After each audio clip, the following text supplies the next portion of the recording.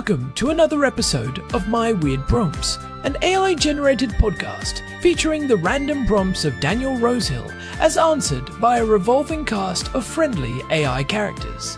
Join us for deep dives into AI, technology, and whatever other random thing Daniel finds fascinating today. Subscribe on Spotify or your favorite podcatcher. Now, today's episode. This episode was generated using artificial intelligence. Please verify facts.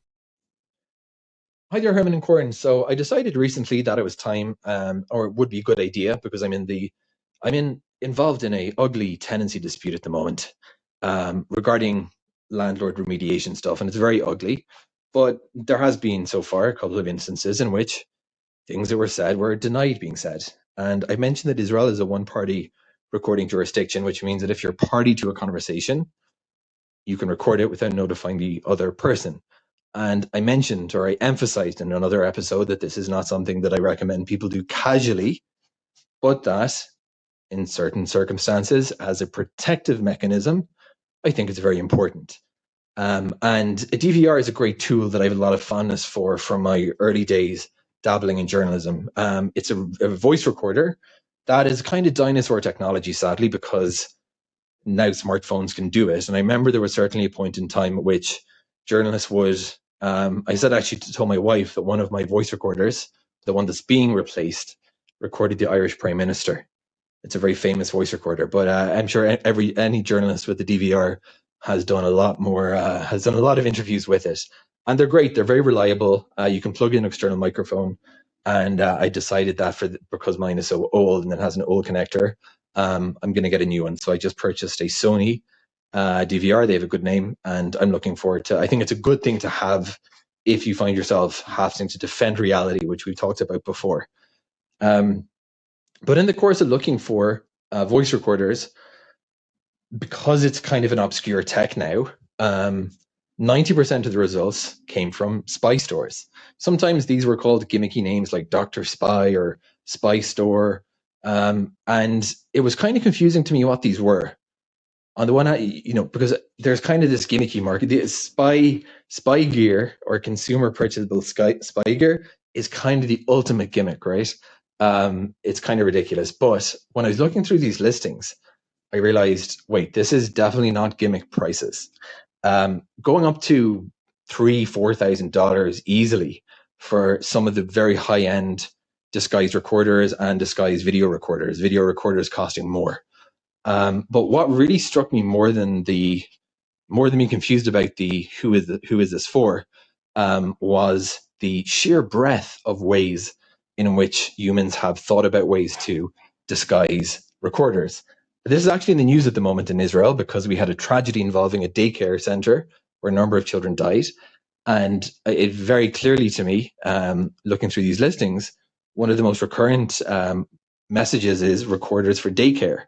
And I asked my wife in all innocence, why on earth would people want to, they're not selling these to, God forbid, sexual predators or something awful like that. It's for concerned parents. But I genuinely asked my wife, what's the worry? Why would you possibly want to, put in a disguised recorder?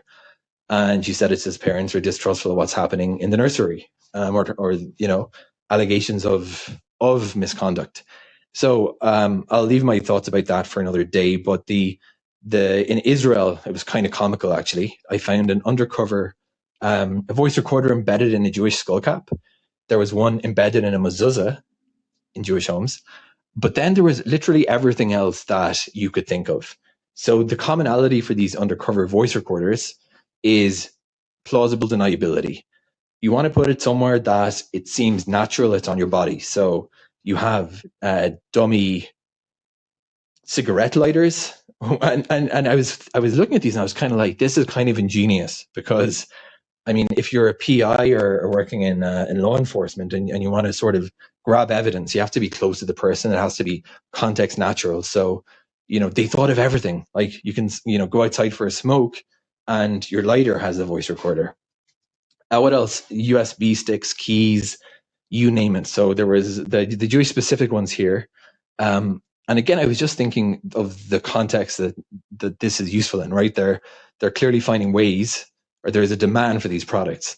What was also interesting to me was that we have a specific plug in Israel. It's got 3 prongs. It's used only here in the world. And there was dummied plugs, which were recorders or voice recorders or video recorders. Now, those are not going to be useful anywhere else on the planet. But clearly, it's profitable enough for these companies to produce these for domestic investigations. So these spy stores, where I ended up buying a voice recorder from, weren't just catering to kind of a novelty market, but nevertheless, there was a strange mixture of very high-end gear and random generic Chinese gear that really surprised me. The other question I have, or a question I have really, Herman and Corin, is some of this stuff, when you get in, the smaller it is, the more expensive it becomes, because the things I was buying, a voice recorder has a lot of applications, and it's a thing that fits in your pocket. It's not intended to be miniaturized or disguised, but some of these things were the size of a fingernail, and that's where it was very pricey. And I was thinking to myself, how on earth could you compact good electronics into that? Because assuming that these $2,000 products are being sold to trade, by which I mean private investigators, the material collected has to be court admissible, chain of custody requirement, and quality requirement, right? You can't collect stuff that is garbled audio or grainy video. So it has to be good in miniature, which is a very, very hard combination to meet. And the power supply question is an extraordinary challenge, right? Where you have just a tiny space to compact any kind of power. So I wonder how these tools do it. I wonder who's buying Herman and Corin, besides, in assuming, of course, lawful use in one-party jurisdiction. And maybe for another episode, but when you think about bugging, we're getting very close to bugging here. And I believe some of these were actually bugging devices. And that's, I just want to clarify, is not legal, one-party jurisdiction. So don't bug your neighbors, and remote recording things, like eavesdropping tech. And I don't really understand how that can be sold, because it seems to me there's no lawful reason to use it. But in any event, these things for exfiltrating the data, right?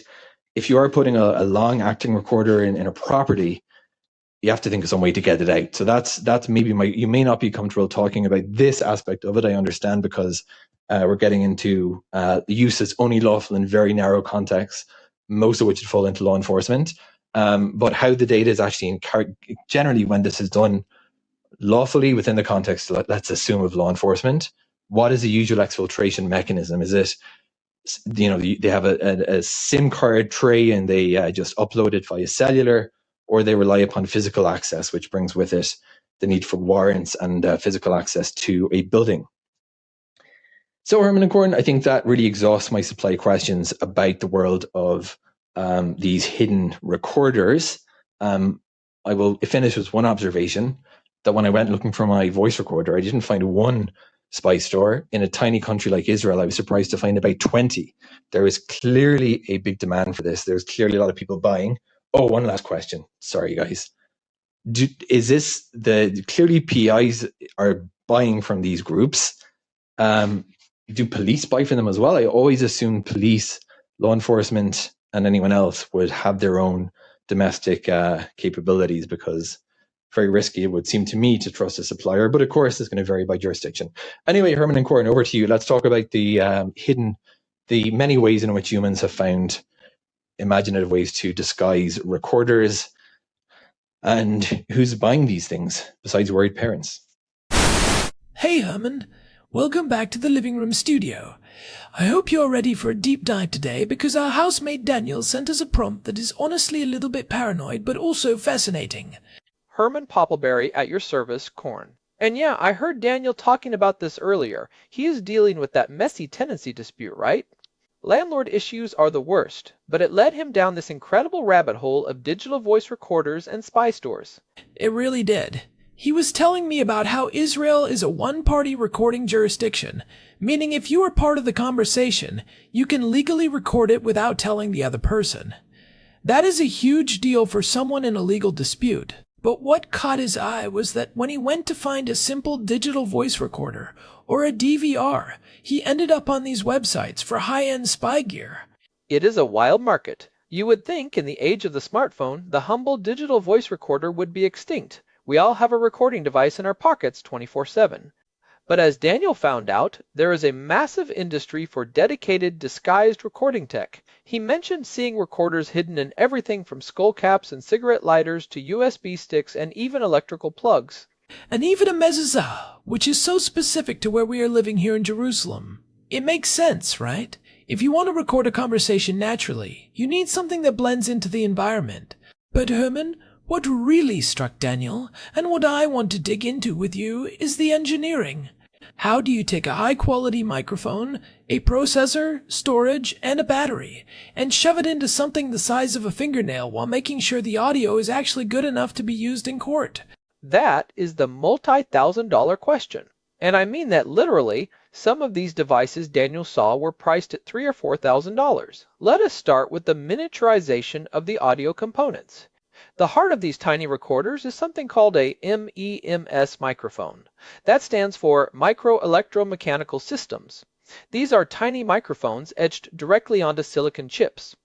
They are the same tech used in your smartphone, but the high-end spy versions use specialized acoustic chambers and high signal-to-noise ratio sensors tuned for incredible sensitivity and low-noise floors. Okay, so the mic is small, but what about the processing? If you're recording in a cigarette lighter, you do not have a lot of room for a cooling fan or a massive motherboard. Exactly. These devices use what we call System-on-a-Chip or SoC architecture, or even more specialized ASICS application, specific integrated circuits. Everything is on one tiny piece of silicon, the analog to digital converter, the storage controller, and the power management. The real challenge, though, is the storage. Even though NAND flash memory has become incredibly dense, you still need a way to manage that data without a lot of power. Most of these high-end devices record in uncompressed formats like PCM or WAV because compressing audio into an MP3 in real time actually takes more processing power and drains the battery faster. That is counterintuitive. You would think smaller files would be better for a tiny device. For storage space, yes. But for battery life, no. Compression is a mathematical heavy lift. If you have enough flash storage, which is cheap and tiny these days, it is actually more efficient to just write the raw data to the memory. And that brings us to the power supply, which Daniel was specifically curious about. How do you power a recorder hidden in a USB stick for 10 or 20 hours?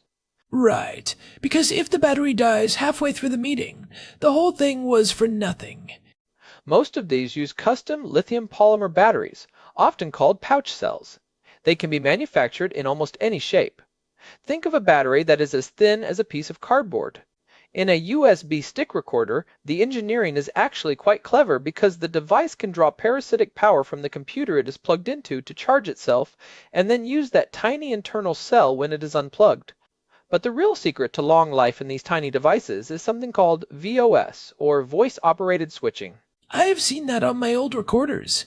It just stops recording when it is quiet, right? It is a bit more sophisticated in the spy gear. The device stays in a deep sleep mode where only a tiny low-power circuit is listening. When the sound hits a certain decibel threshold, it wakes up the main processor in milliseconds. This allows a device with a battery the size of a coin to sit in a room for weeks and only record when people are actually talking. Some of the newest 2026 models even use AI on the chip to filter out background noise like air conditioners before the recording even starts. That makes a lot of sense. But here is the thing that Daniel brought up that I think is really important for his situation: admissibility. If he uses a tiny recorder hidden in a cigarette lighter to record his landlord, how does he prove in court that the audio has not been tampered with? Is there a difference between a cheap $20 USB recorder from a big online retailer and a $3,000 professional device? A huge difference, Korn. And this is where the professional gear earns its price tag. High-end devices often include digital signatures or cryptographic hashing at the point of capture, usually using the SHA-256 algorithm. The moment the audio is recorded, the device generates a unique mathematical fingerprint for that file. If even one bit of that audio is changed later, the hash will not match, and a forensic expert can prove the file was altered. So it is like a digital wax seal on the recording. Exactly. Plus, the professional devices usually record in a higher bit depth, like 24-bit audio. Most cheap recorders are 16-bit. 24-bit gives you a much higher dynamic range, which is critical if someone is whispering or if there is a lot of background noise. If you are in a courtroom and the judge cannot hear what the person is saying because of the static, it does not matter if the recording is legal or not. It is useless. That leads into the second part of Daniel's question about data exfiltration. He was wondering if these things use SIM cards to send audio over the cellular network, or if you have to physically get the device back. I imagine that depends on whether we are talking about a recorder or a bug. That is a very important distinction. A DVR, or digital voice recorder, is a store and forward device. You have to physically retrieve it to get the data. These are generally safer for the user because they do not emit any radio frequency signals. They are electronically silent. A bug, on the other hand, is a transmitter. And if it is transmitting, it can be found. Exactly. If you have a bug hidden in an electrical plug that is sending audio over a GSM or LTE network using a SIM card, anyone with a basic RF detector can find it in seconds. That is why professional investigators often prefer the disguised recorders Daniel was looking at. You plant it, you let it record to an internal micro SD card, and you pick it up later. There is no signal for a counter-surveillance team to sweep for. But that requires physical access twice, once to plant it and once to retrieve it. That seems risky. It is very risky. That is why the high-end versions Daniel saw in those Jerusalem spy stores are often disguised as everyday objects that are meant to be moved around. A USB stick left on a desk, a pen in a pocket, or even a functional wall charger. If it is something that belongs in the environment, the risk of discovery is much lower. Some of the really advanced ones now use what is called burst transmission. They record locally to a memory chip and then, once a day at 3 in the morning, they wake up and transmit the entire day's audio in a few seconds over Wi-Fi or cellular. It is much harder to detect a 5-second burst than a continuous stream. That is incredibly sophisticated. It feels like we are talking about James Bond tech, but Daniel found this in a commercial store. Who is actually buying this stuff? He mentioned worried parents and daycare centers, which is a really heavy topic here in Israel lately. It is. There have been some tragic cases of abuse in nurseries that were only uncovered because parents hid recording devices in their children's clothing or toys. It is a heartbreaking use case, but it drives a lot of the demand for these ultra-miniature recorders. Beyond that, you have private investigators, corporate espionage consultants, and people in high-stakes legal disputes like Daniel. What about law enforcement? Do they just walk into the same store and buy a recorder hidden in a skull cap, or do they have their own secret labs? It is a mix. For routine operations, law enforcement agencies often buy from the same high-end commercial suppliers. There are companies like Nagra or specialized firms in Europe and Israel that cater specifically to the professional market. These are not the shops you see on the street with neon signs saying Dr. Spy, but they are commercial entities.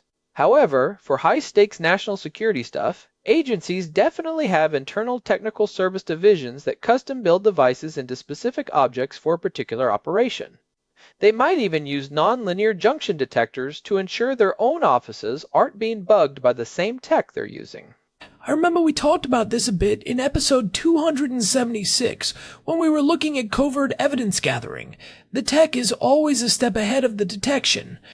It is a constant arms race. As soon as someone develops a better way to hide a microphone, someone else develops a better way to find the silicon in the wall. But for someone like Daniel, the commercial stuff is more than enough. He just needs something reliable that can sit on a table during a meeting with his landlord and capture clear, unassailable audio. It is interesting that he mentioned the price difference between the generic stuff and the professional gear. He saw things for a few $1,000s and things for $50. If you are just a regular person, how do you even know if you are getting ripped off? You have to look at the specifications, but more importantly, the build quality. The cheap stuff usually has a very high noise floor. If you listen to a recording from a $20 USB stick, you will hear a constant hiss. That is the electronic noise from the cheap components. Professional gear uses shielded components to prevent that interference. Also, look at the clock. A professional recorder has a highly accurate internal clock, so the metadata timestamps are frame accurate. In a legal setting, if your recording says it was made at 2 p.m., but the landlord can prove he was at the gym at 2 p.m. because your recorder's clock drifted, your evidence is toast. That is a great point. Accuracy is everything in a dispute. I actually want to go back to the Israel-specific stuff Daniel mentioned. The mezuzah recorder blew my mind. For those who do not know, a mezuzah is a small parchment scroll in a decorative case that Jewish people place on their doorposts. It is literally everywhere here. You would never think twice about seeing one. It is the perfect hide. It is always there, it is near the entrance where people talk, and nobody ever touches it. It is a great example of what we call environmental naturalism in surveillance. You want the device to be part of the furniture. In a different country, it might be a smoke detector or a thermostat. Here, it is a mezuzah or a kippah. Daniel was also asking about the ethics of these spy stores. It feels a bit dirty, right? Selling tools for eavesdropping. But then you think about those parents trying to protect their kids, or a whistleblower trying to prove corruption. It is a gray area.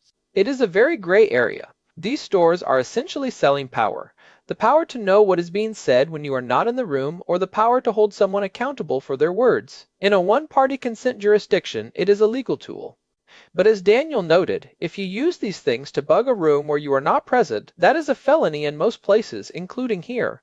The line between a legal recording and illegal wiretapping is very thin, and it mostly comes down to whether you are a participant in the conversation. Right, and that is a warning we should probably echo for Daniel.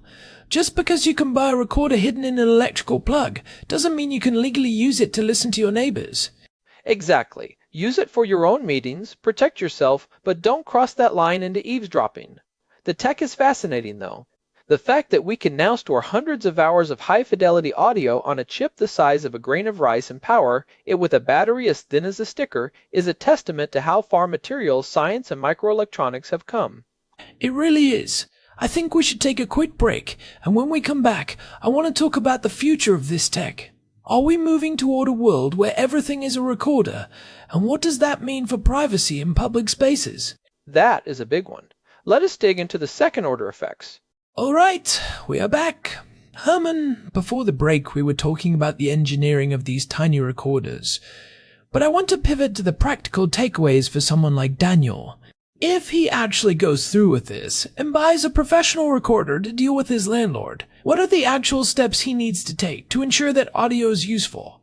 It is not just about hitting record, right? Not at all. There is a whole protocol for what we call digital forensics. If Daniel wants this to stand up in a tenancy tribunal or a court, he needs to treat that recording like a piece of physical evidence. Step 1 is the original media. You should never edit the original file. The moment you get the recording, you make a bit-for-bit copy and you lock the original device or the SD card away. You only work with the copies. And what about the environment? If he is wearing a recorder hidden in a pen or a button, does he need to worry about the sound of his own clothes rubbing against the mic? Oh, absolutely. Clothing noise is the #1 killer of covert recordings. Professional P is often used what they call a windsock or a tiny piece of foam over the mic, even inside the disguise, to dampen that friction. If you are using a disguised device, you need to test it in different positions. If it is in your pocket, is the fabric too thick? If it is a pin, does it rattle when you move? These are the tiny details that separate a successful recording from a mess of static. It is also about the placement in the room, right? If he uses one of those disguised wall plugs Daniel mentioned, he needs to make sure it is not behind a couch or near a humming refrigerator. Exactly. Acoustic shadows are real. If you place a recorder near a hard surface like a glass table, you might get a lot of reflections that make the voice sound boomy or distorted. The best spot is usually at head height in an open area. That is why those mezuzah recorders are so clever. They are usually at eye level right by the door where people stand and talk. I'm curious about the exfiltration part again. Daniel mentioned the SIM card thing. If he were to use a bug, something that transmits, how does that actually work in terms of receiving the audio? Does he just call the device like a phone? In many cases, yes. The cheaper cellular bulbs are essentially just tiny cell phones without a screen or a speaker. You call the number of the SIM card inside the bug, it auto-answers silently, and you can listen to the room from anywhere in the world. But again, that is highly illegal if you aren't part of the conversation. The more advanced versions use data protocols. They encode the audio and stream it to a secure server. This is much harder to intercept than a standard voice call, which can be picked up by a local cell tower interceptor. So if you're a high-level professional, you're using encrypted data streams, not just a phone call. Correct. And you're using frequencies that are less likely to be scanned. Some professional bugs use spread spectrum technology, where the signal hops between different frequencies hundreds of times a second. Unless you have the key to that hopping pattern, all you hear on a scanner is a tiny bit of background noise. This all sounds very expensive. Daniel was shocked by the $4,000 price tags. But if you think about the cost of a legal battle or a lost business deal, I guess it's an investment. It is. And you have to remember that you're not just paying for the hardware, you're paying for the reliability and the stealth. A cheap recorder might have a tiny LED that blinks when the battery is low. In a spy situation, that's a disaster. Professional gear has no lights, no sounds, and no vibration. It is completely inert. You're also paying for the software that allows you to manage the device, set the gain levels, and schedule the recording times. Let's talk about the spy store phenomenon itself. Daniel mentioned finding 20 of them in a small country like Israel. Why is there such a high density here? Is it just the culture of security, or is it something else? It's a combination of things. Israel is a global hub for cybersecurity and defense tech, so the expertise is here. But also, as Daniel noted, the legal framework of one-party consent makes these devices much more useful for the average citizen than they might be in, say, California or Germany, where two-party consent is the rule. When the law allows you to record your own life, people want the best tools to do it. Plus, we live in a very high-trust, low-trust society simultaneously. People are very open, but they also want to verify everything. That's a great way to put it. Trust, but verify, with a digital recorder in your pocket. I'm also thinking about the shift Daniel mentioned from these dedicated devices to smartphones. He said he told his wife that his old recorder once recorded the Irish Prime Minister. That's a piece of history right there. Do you think the dedicated DVR is actually a dinosaur, as he called it? For journalists, maybe. A smartphone with a good external mic is a powerhouse. But for the applications Daniel is talking about, the smartphone is a liability. You can't leave your smartphone in a room for 3 days to record a meeting. You can't hide a smartphone in a cigarette lighter, and most importantly, a smartphone is a tracking device. If you're doing covert work, the last thing you want is a device that is constantly pinging cell towers and GPS satellites with your identity attached to it. The dedicated recorder is a dumb device in the best way possible. It has no identity, no connection, and no trail. That's a really sharp insight. In a world where everything is connected, the most secure device is the one that isn't. Exactly, it's the air gap of the physical world. So, for Daniel, if he's going to do this, he should probably look for something that is a dedicated recorder, high bit depth, no wireless connectivity, and disguised as something he would naturally have on him during a meeting. Maybe the USB stick or the pen. I'd go with the USB stick. It's so common in a professional setting that nobody looks twice at it. You can put it on the table, you can fiddle with it, you can leave it in your laptop. It's the ultimate hiding in plain sight.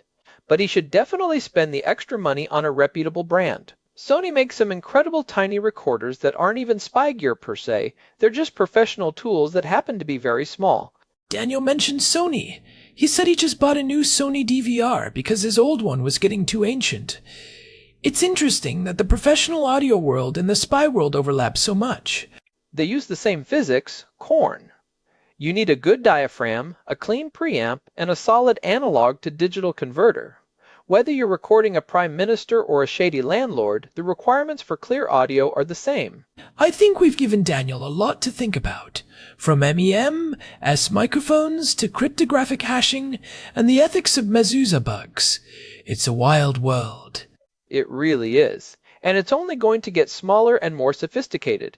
Imagine when we have AI processors built directly into the microphone that can isolate a single voice in a crowded room in real time. That's the next frontier. That sounds both amazing and terrifying. Herman, thanks for diving into this with me. I feel like I need to go check my electrical plugs now. Just in case, right? Just in case. Before we wrap up, I want to say a huge thanks to Daniel for sending in this prompt. It was a great one, and I hope his tenancy dispute gets resolved without him needing to become a full-time secret agent. Yeah, good luck with the landlord, Daniel. And to all our listeners, if you found this deep dive into the world of covert tech interesting, please leave us a review on your podcast app or on Spotify. It really helps other curious people find the show. It really does. You can find us at myweirdprompts.com, where we have the full archive of all 280 episodes. We've covered everything from digital archaeology to motorcade security, so there's plenty to explore.